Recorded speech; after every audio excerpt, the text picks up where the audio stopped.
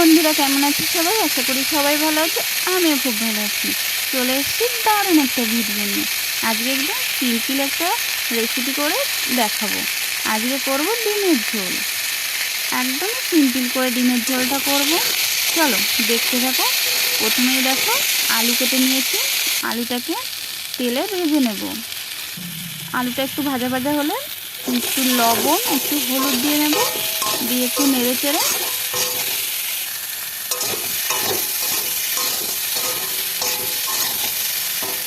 এখন পরিমাণ মতো জল দিয়ে দেব।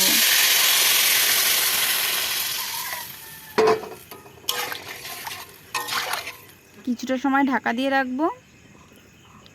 এরপরে জাল উঠে গেছে, ফোড়নের জন্য নামিয়ে নিয়েছি। এখানে ফোড়ন দেব। দিয়ে দিয়েছি টমেটো, তেজপাতা, একটু গোটা জিরে। এটা একটু ভাজা ভাজা হলে ডিমের ঝোলটাকে ঢেলে দেব। কিছুটা সময় ঢাকা দিয়ে রাখবো।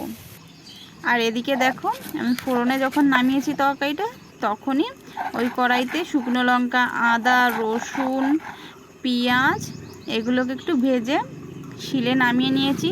এটা আমার পেস্ট হয়েও গেছে। পেস্ট করা মশলাটাকে এখন ডিমের ঝোলে দিয়ে দেব।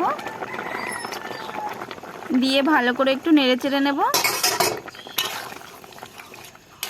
এদিকে দেখো, একটু গরম মশলা পেস্ট করে নেব। গরম মশলাটা আমার পেস্ট হয়ে গেছে। এখন ডিমের ঝোলে দিয়ে দেব। গরম মশলা দিয়ে আবার একটু নেড়ে চেড়ে নেব। ডিমের ঝোল আমার একদম রেডি হয়ে গেছে। এখন নামিয়ে নেব। একদম তেল মশলা কম দিয়ে পাতলা ডিমের ঝোল। ডিমের ঝোলটা নামিয়ে নিয়েছি। খেতে কিন্তু দারুণ টেস্টি হয়েছে। তোমরাও আমার মতো বাড়িতে ট্রাই করতে পারো। এই ডিমের ঝোলটা খেলে শরীরে কোনো ক্ষতি করে না। তোমরাও আমার মতো বাড়িতে ট্রাই করতে পারো।